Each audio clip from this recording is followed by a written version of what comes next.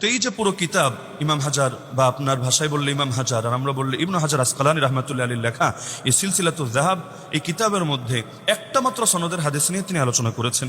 এই সনদকে আসাহুল আসানিদ হওয়ার বিষয়টা কে অস্বীকার করেছে? আমি করেছি, অথবা ইতিপূর্বে আমাদের ঘরানার কেউ করেছে? কিন্তু এই সনদের উপর কিয়াস করে অন্য একটি সনদ যেটা আপনার স্বার্থের সাথে মিলেছে, বেশ ওটাকেও গোল্ডেন চেইন বলে চালিয়ে দেওয়ার অধিকার আপনাকে কে দিয়েছে? 7 নম্বর প্রশ্ন, শরহে নুখবার কিতাবের স্লাইড দিয়েও জাতিকে কি মেসেজ দিলেন? আবার এর দুটো লাইনকে মার্ক করে মূর্খ ফ্যান ফলোয়ারদের কি বোঝাতে চাইলেন? এই 2 লাইন তো দূরের কথা, পুরো কিতাবের কোথায় আপনার সনদকে গোল্ডেন চেইন বলা হয়েছে? মার্ক করা 2 লাইনেও তো মালিক আর নাফে আন ইবনে ওমর সনদের আলোচনায় এসেছে, যেটা ইতিপূর্বে সেই ইবনে হাজার আসকালানির কিতাবেও এসেছে। তো এই সনদ নিয়ে তো আলাপ না। বাইম মাছের মতো প্রসঙ্গ ছেড়ে অপ্রসঙ্গে ছোটাছুটি করেন কি নিজেকে বড় বিদ্বান জাহের করার জন্য?